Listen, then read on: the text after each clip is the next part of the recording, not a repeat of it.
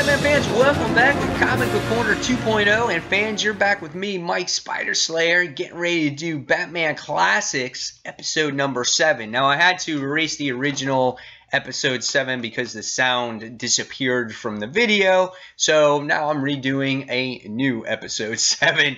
And so this one, we're talking about Batman issue number 427, as this continues a Death in the Family series. That's right, guys. This one is written by Jim Starlin, and Jim Aparo is the penciler. Again, I'm reading this in trade, the Death in the Family trade. So we get the nice glossy pages, really cool paneling, great narration here. By Jason Todd and Batman. I love the paneling. It was really creative, I think, back for the 1988. I think Batman looks great in this issue when he's actually battling Lady Shiva in this book. And Lady Shiva looks really good in here. Here we can see some action shots here when they're fighting in each other. So, yeah, I really like the artwork in this book. There's really a lot of action in this particular issue and a lot of suspense. So what did I think of this actual story this time around? Well, we all know that Jason Todd at this particular time is looking for his mother. And he winds up in the beginning of the issue kind of giving back. If you haven't started reading it yet, you kind of find out a little bit of a backstory in this issue to catch the readers up on how he's trying to find his mom. And it's between three ladies, which is Sherman Rosen, Shiva Woodson, and then Dr. Sheila Haywood. And so he gives the whole description of what happened in the previous issue, so it gets readers up, or in case you forgot, which I thought for the time, it's really good because, you know, when you wait a month or whatever, you tend to forget things of what happened.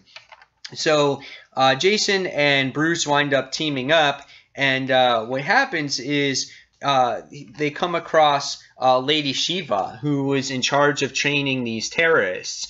And what happens is Jason Todd winds up getting knocked out, and Lady Shiva and Batman start doing battle against each other. Even though Batman had no intentions of doing battle with her, he's sitting there going, all I need to do is ask you a couple questions. She's like, hell no, I'm taking the advantage. I'm going to kick your ass, Batman. So she starts, starts doing battling with him. And then in the end, he does wind up prevailing, but barely. And then winds up giving her some truth serum to find out if she's ever had any kids. She was being very exaggerative in the beginning and just, making all these statements. So Batman was forced to do something that he really didn't want to do. And his narration in the book is really well done, which I enjoy a lot.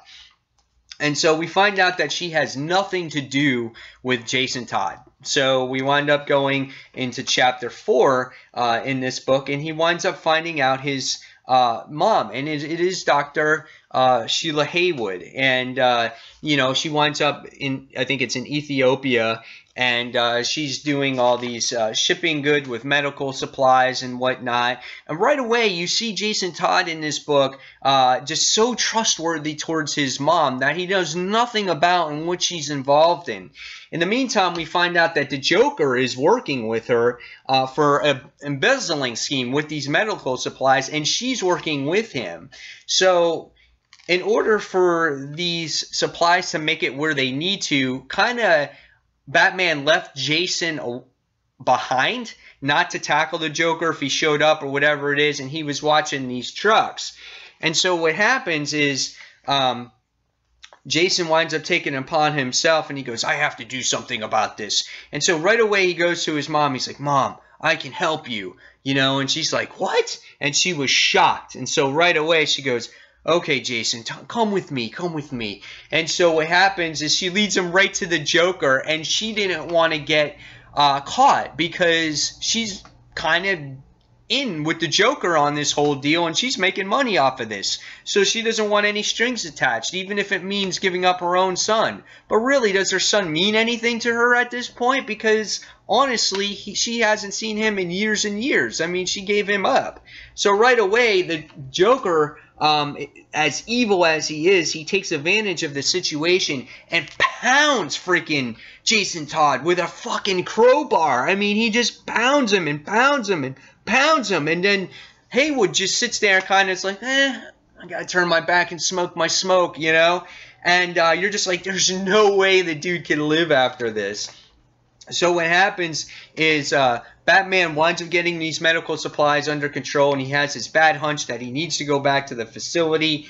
The Joker decides that Haywood is just disposable. He wants no evidence of what's going on, leaves her behind, and there's a bomb that's going to go off. And just as the bomb goes off, Jason regains consciousness.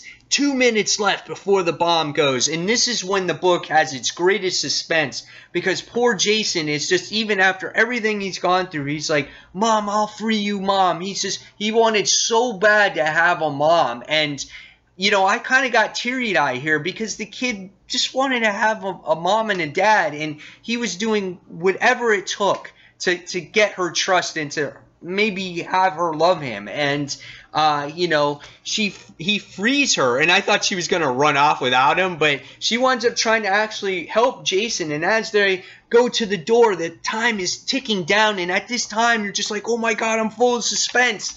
And the next thing you wind up finding out, there's 5 seconds left, 2 seconds left, the door is locked, they can't get out, and boom, the whole place winds up going up in smoke.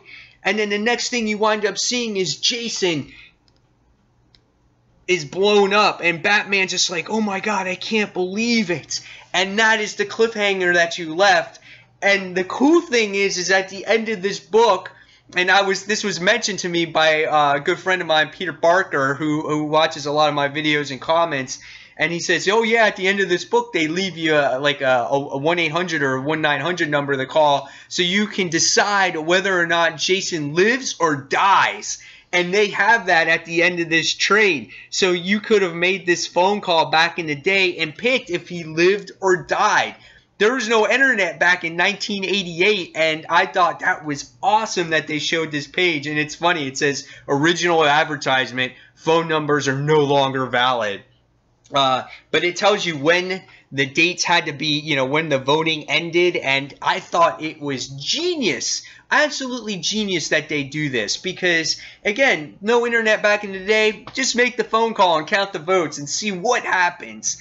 And that was the end of the issue, and I really loved this one. This one was really, really good. You know, the first couple chapters were a little slow, but chapters 3 and 4 really picked up, especially with the Joker in this issue. You know, really just destroying Jason Todd and then leaving him for dead in this bomb. It's just, the suspense was great. The action was great. Art was great. Just really, really well done. If you guys have not read this particular trade, go out and buy it, because it is awesome. If you can get this in single issues, buy it in single issue. Again, this is issue number 427, and I'm going to give this one a 5 out of 5 stars. What a great read, really awesome, and just that little touch at the end really brings back that nostalgia with the phone number. Great stuff. So, guys, hopefully you enjoyed Batman Classics episode number 7. And fans, as always, thank you for watching Comic Book Corner 2.0. Until the next comic book review, this is Mike Spider Slayer signing off. Thanks for watching, guys. Take care.